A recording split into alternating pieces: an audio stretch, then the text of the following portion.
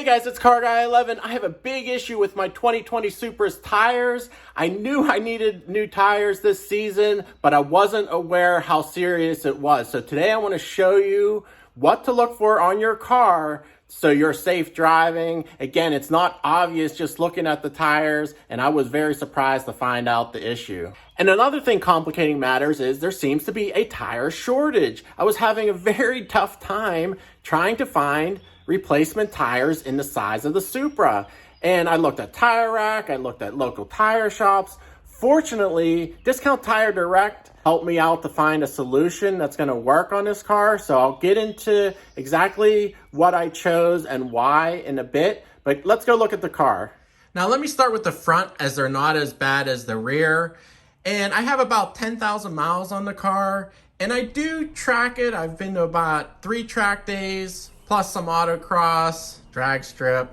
So hasn't exactly been an easy 10,000 miles, but you'll see here a big wear on the outside edge. That is kind of to be expected because you can't adjust camber on this car.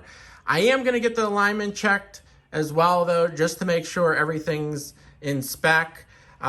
Across looks okay. There is some decent treads to the left, but on the inside edge, again, there is a decent amount of wear here. So I definitely want to get the toe checked and make sure everything's within spec. But again, the front's not horrible. Let's go back to the rear. Now the rear is where I noticed the issue. Just by chance, really, I was just walking into the garage and I kind of caught that white line on the tire.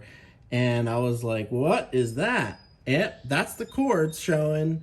So the inside edge is worn all the way to the cord, which is not a safe thing. Definitely don't want to be driving on the road like that. Now the other rear tire is not as bad. And again, I'm gonna have to get this alignment checked. It could be bad toe, something that's causing it. But you know, this is something you need to look for on your car because you can't tell from the outside just looking at it. In fact, you got to kind of crawl under the car to see it. So definitely do that on your car. Make sure your tires are safe. So what tires did I end up going with? Well, I didn't want to get the OEM tires again as they only lasted 10,000 miles. But I love the performance of the Michelins, and I have the Michelin Pilot Sport 4S's on my C7 Corvette. And I'm really happy with the performance of them. Now, I just made a video on track with the C7 comparing times to the Supra. In that video, I actually said I wasn't thrilled with the performance of the 4S's compared to the OEM Corvette compound, which is a special compound that Michelin made for Corvette, and they are the Super Sports. These aren't as good as those, okay, for grip on track, but they're excellent in the rain. They get a ton of life. This car has over 20,000 miles on these tires, several track days, cross-country trip, and they're still holding up. I still have life on them. They're a few years old at this point, and I just can't beat them, really. I mean, they're not as great on track as the original equipment, but we're gonna see how the Supra performs with them. I figured I'll get a lot of life, and it'll be an excellent comparison running the C7 and the Supra on the same exact tires. These are just the normal Sport 4S's, no OEM branding on there. The Supra does have BMW spec Super Sports on it right now. So I'm gonna take the Supra on the track next and we'll see what times we get. Now, if you guys wanna see that video, be sure to smash that like button and hit subscribe and turn on notifications so you don't miss it. One other thing, as I said in the beginning, I was having a very hard time trying to find the tire sizes in stock. And in the rear, I just could not find 275 3519s.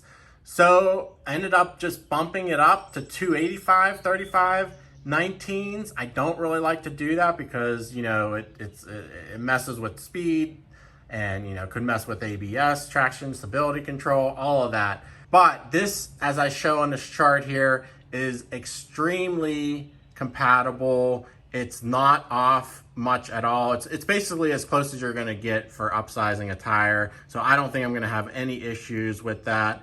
Like I said, Discount Tire Direct helped me out to secure them. And fortunately, the front 255/35 19s were in stock, so I didn't have a problem with those.